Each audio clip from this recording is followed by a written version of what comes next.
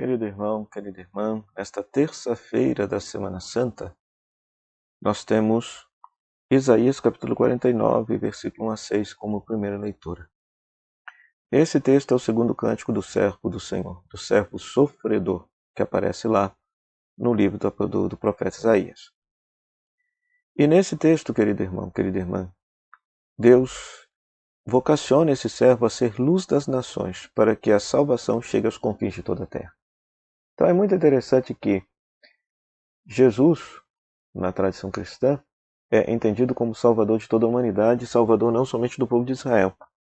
Os judeus esperavam o Salvador para eles, o Salvador, o Messias, que viesse libertar Israel dos seus pecados, libertar Israel dos opressores, libertar Israel dos romanos.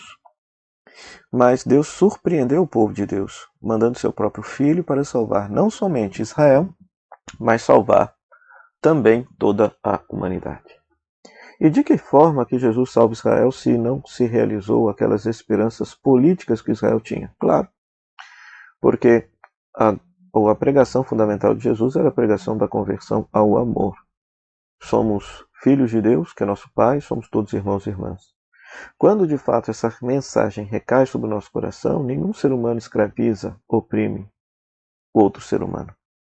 É a consequência direta de assumir-se como filho de Deus, de assumir-se, entender-se como filho de Deus, de compreender-se como alguém que é irmão uns dos outros, né? Então, se a própria sociedade de Jerusalém, se o próprio Império Romano se convertesse à pregação de Jesus, acabaria a opressão romana sobre os judeus. Mas nós sabemos que as pessoas são apegadas a si mesmas, são apegadas a seus cargos, são apegadas a seu poder. Então tem muitos que preferem o reinado de César ao invés do reinado de Deus. Mas Jesus assumiu sua missão e cumpriu plenamente essa missão. Então esse segundo cântico do servo sofredor. Por meio de Cristo, a luz chega a todas as nações. A salvação chega até os confins de toda a terra. Né? E é interessante, né? Que nesse texto o servo diz assim: eu trabalhei em vão, gastei minhas forças sem fruto inutilmente. Parece que ele lamenta, porque parece que ele percebe que não vê resultado no seu trabalho. Ele não vê resultado naquilo que ele faz. Às vezes a gente pode pensar que Deus está desanimado da gente mesmo, né? Porque a gente é cristão, a gente é batizado, nosso compromisso é ser como Jesus. E quantas vezes a gente não é como Jesus? Quantas vezes a gente dá um contra-testemunho do que é ser cristão?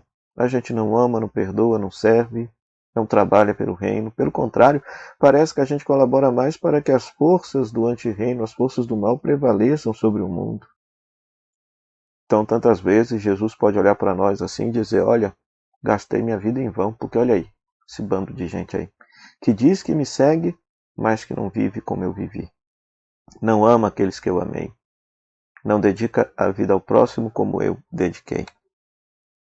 Mas o amor de Jesus por nós é muito maior. O amor de Jesus é muito grande, é infinito, imensurável. Se existisse uma só pessoa no mundo, ele seria capaz de dar a vida por essa pessoa.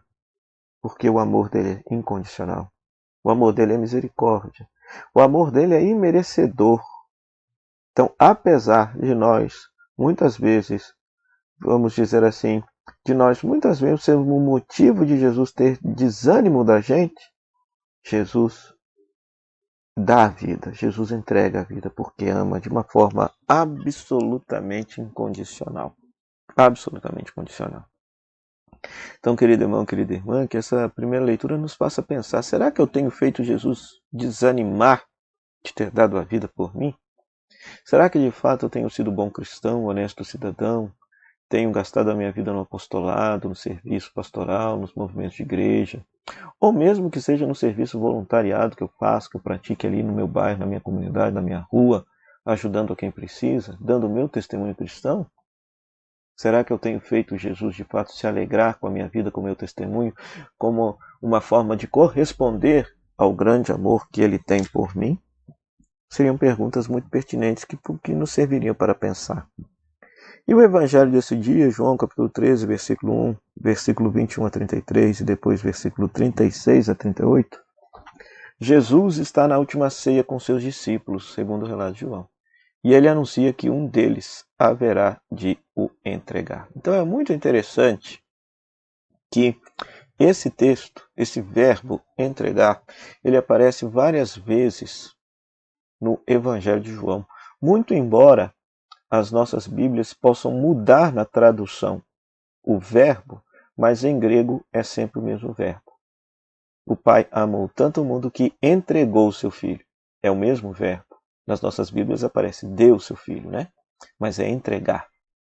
Aqui nós vamos ver dois tipos de entrega, portanto. Nós vamos ter uma entrega do Pai, que entrega seu Filho ao mundo para que o mundo o acolha e seja salvo por ele, e crendo em Jesus, o mundo possa experimentar a vida eterna, a vida que é do próprio Deus. Mas nós vamos ter a atitude de Judas Iscariotes, que vai entregar Jesus, ao poderio romano, ao alto clero de Jerusalém.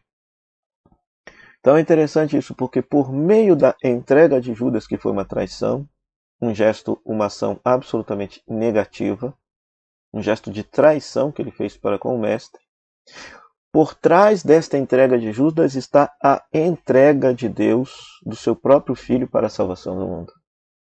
Então é muito interessante isso, porque a gente, no momento em que as atitudes erradas ou atitudes ruins, coisas ruins acontecem na nossa vida, a gente não consegue ter a percepção de que por trás delas possa se ter um benefício de Deus para a nossa vida. Para a nossa vida. Né? Santo Agostinho vai nos ensinar que até mesmo de uma coisa que é ruim, Deus pode tirar um benefício para a nossa salvação. Ora, a traição de Jesus, a morte de Jesus foi a pior coisa que poderia ter acontecido ao Filho de Deus. Mas desta entrega de Jesus, ou seja, da entrega voluntária da própria vida, da traição de Judas, repercutiu um bem muito maior. Qual bem?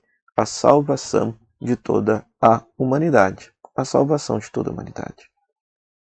Então que a gente possa rezar isso. Que a gente possa rezar isso. Porque apesar do gesto de hospitalidade de Jesus, que é o que está simbolizado no pão molhado no molho, quando numa ceia alguém oferece o pão molhado no molho, isso tem dois significados. O primeiro significado é um gesto de hospitalidade para alguém que está visitando aquela casa. O segundo significado é quando duas pessoas estão em pendência uma com a outra, estão brigadas uma com a outra, uma pessoa entrega um pão molhado com molho como uma forma de reconciliação. Né? Então Judas simboliza todos nós que entregamos, que traímos o projeto de Cristo quando nós não somos bons cristãos. Cristo oferece o pão com molho para nós, porque Cristo quer se reconciliar conosco, apesar da nossa traição, apesar da nossa infidelidade. Depois, nós vamos ter a atitude de Pedro, no final do Evangelho, que é muito interessante. Pedro vai dizer, Senhor, eu estou disposto a dar a minha vida por ti, eu quero dar a minha vida por ti.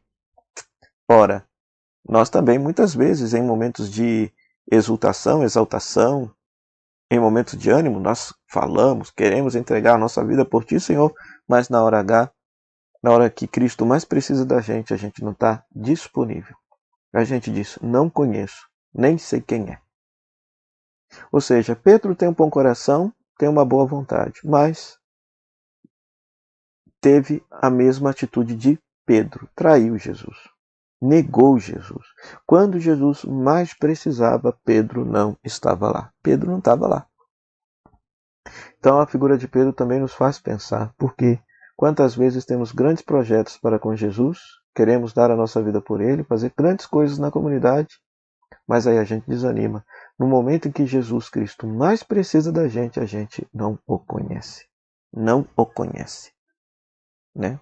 Então hoje somos colocados diante de Judas e Pedro para refletir. Em que medida eu tenho traído Jesus quando digo que sou cristão e não me comporto como cristão?